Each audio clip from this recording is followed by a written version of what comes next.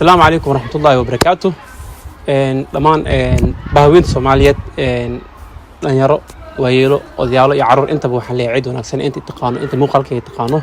waxaan leeyahay kullu caam wa antum biqayr ilaahay waxaan ka baryaynaa in ciidan ciideeda kale ilaahay nagu gaartay khayr bashbash barwaaqo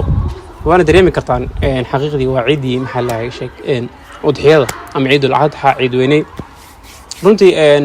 waa dareemi karnaa ciidii hore waxay ahayd ciid boorin ah dhamaan saa ognahay waxaa jiray lockdown wadamo qaar lockdown way ka bixin wadamo qaarna kamaysan bixin sida hadda wadankan ku nool Sweden kale alxamdulillah waan ka baxnay lockdown Britol waa ciidina dadka maalmo jooga waxaan leeyahay Britol waa la ciid haduu ilaahay idmo waxaa jira masaajido oo lagu dukanaado ilaahay idmo iyo musalliyaal oo lagu dukanaa Britol dhamaantiin idinkan waxaa leeyahay ciid wanaagsan waa ciid khayrkeeda wato waa ciid barakadeeda wato xaqiiqdii waan isku ogtiin ciida dabcan culimadu kulli aad uga hadleen suuxi adoo wax soo cunaa waxa ay saamaxay la sheeg musallaha adoon afurin kadib marka musallaha aad soo dukata kadib laba qal khalaas sida caadadeeda oo diin islaamka inoo sheegtay kadibna cunadii wixii mid kale waxa kaliya idin sheegay waxay tahay markii ciid laga hadlayo waxa waajib ah dhamaanteen in horta aan farxano qosolno bashbash barwaaqo inta waan dareeno dabcan sababta loo farxaa dareemi kartaan inaad booqato qofka kugu dhow ha ahaado family ha ahaado qaraabo ha ahaado ehel saaxiib intaba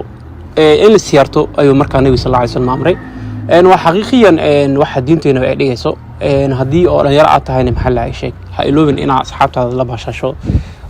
oo dacaweyso farxdo qosasho dhoola cadeyso dabcan hadii aad tahay qof waalid ama ilmo ay ku xireen ha ilowin in ilmaha ka xiiso waliba goobaha lagu dalxiis aad tagtaan baashashaan waqti qaatan maalintan maalin weyn laga dhigay dabcan noloshaadana waxa waa waqti iska yar qof walban waqtiga soo maro iska yar dabcan laakiin inta nolosha waxaan rajaynayaa in farxad ku nooshahay oo aad farxad ku ciideyso dabcan hada aniga hadalka waxaan wada adiga daawanaya waxaan ku leeyahay meel walba dunida ka joogtid ha ilowin farxadu waa shayga ugu muhiimsan xaqiiqdii لو فرحت بقى إلهي نسيان فرحتنا فرحة عيد يريدة فرحتنا وعيد ونيدة والله ود عيد أود والدي كان حقيقة مركنا مسلمين إيمان معها كان جمعها واحد اللي من عسكر أنا حقنا هذا صومنا هاي أو صونك محل عيش لبا ساعة نقول من أفرنه صونك سيالات صومنا هاي طبعا ودريم كرتان صونك سيالات فائدة فدا إيش أنت بوامقشي بريتولنا عيد واي طبعا انا قنا ادم افرح سنه ما فهمت طبعا ادينكنا واتفرح سنتين waxa jirti marka yareen waxa jirtay dabcan marka haweenka la gaaro bari ciidta kale waxa sameyn jirnay dharka ciidda la soo qaada sirta labkeeda la gelina